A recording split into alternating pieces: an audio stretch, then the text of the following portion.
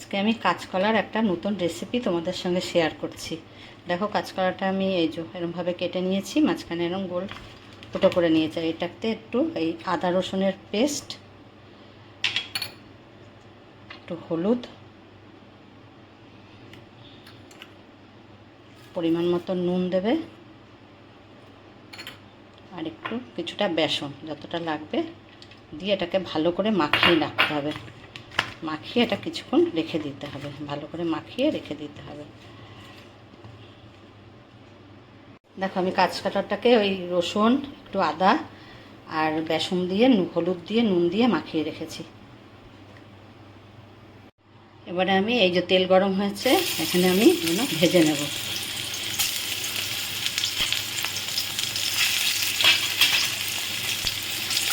এগুলোকে দেখতে মনে হচ্ছে না মাছের পিস, ভাজার পরে দেখবে কত সুন্দর লাগবে এগুলো।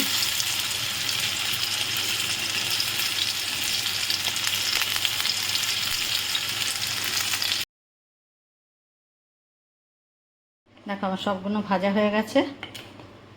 তেল গরম হয়েছে, তেলে আমি জিরে, তেজপাতা আর দুটো এলাচ দিয়েছি। এবারে আমি এর মধ্যে দিয়ে দেবো পেঁয়াজ।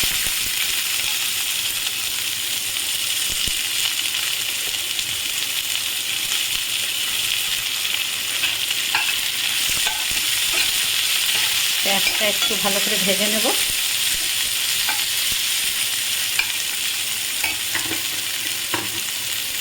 আমি যে বেসনের মধ্যে কলাগুলো মাখিয়েছিলাম সেই বাটিটার আমি ধুয়ে নিয়েছি।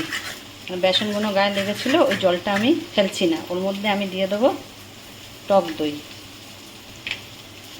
দিয়ে এটা ভালো করে ফাটিয়ে নেব।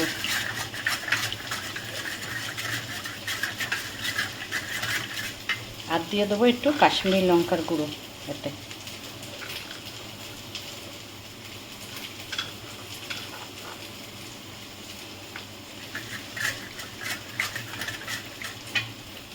এর মধ্যেই আমি সব মশলাগুলো গুলে নিচ্ছি। দিচ্ছি হলুদ, দেখো, আর দিচ্ছি 1 চামচ পিনাট বাটার,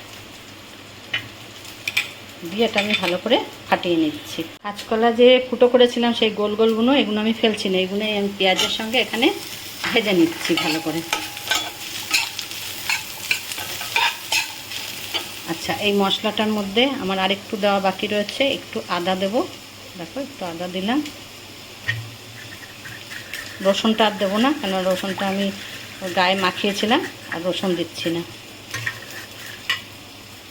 দেখো এটা আমার সুন্দর করে ভাজা হয়ে গেছে। এবারে আমি এতে এই যে সব কিছু দিয়ে মাখানো ঝোলটাকে দিয়ে দিলাম।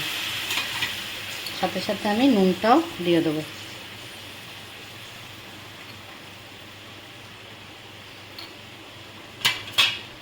দিয়ে আমি এটা কিছুক্ষণ কষাবো।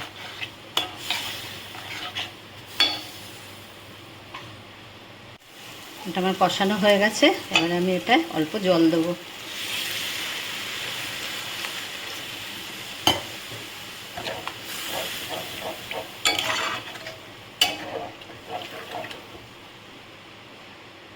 আর দেবো কাঁচা লঙ্কা। আমি এখানে 3টে কাঁচা লঙ্কা দিয়েছি।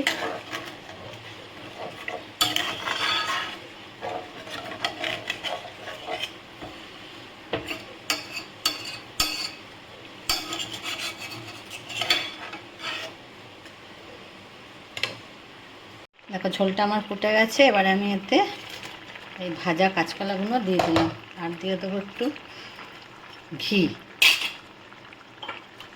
1 চামচ ঘি আমি এতে দিয়ে দেবো।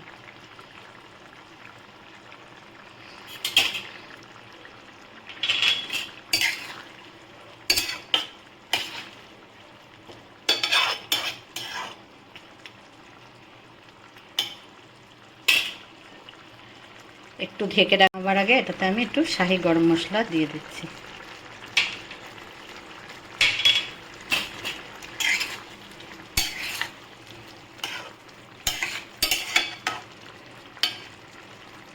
একটু ঢেকে রেখে তারপরে আমি এটা আমি বলতে ভুলে গেছি, একটু মিষ্টি দিতে হবে এটাতে।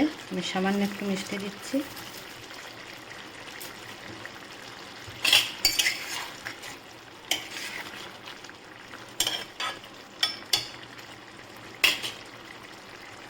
কাঁচকলার এই রেসিপিটা আশা করি তোমাদের খুবই ভালো লাগবে। তোমরা এটা বানিয়ে খেও, দেখো, আর আমাকে লাইক শেয়ার কমেন্ট করো। আর যারা সাবস্ক্রাইব করো না তারা করে নিও। তোমরা আমাকে কমেন্ট না করলে আমি বুঝতে পারবো না আমার রেসিপি তোমাদের কেমন লাগছে।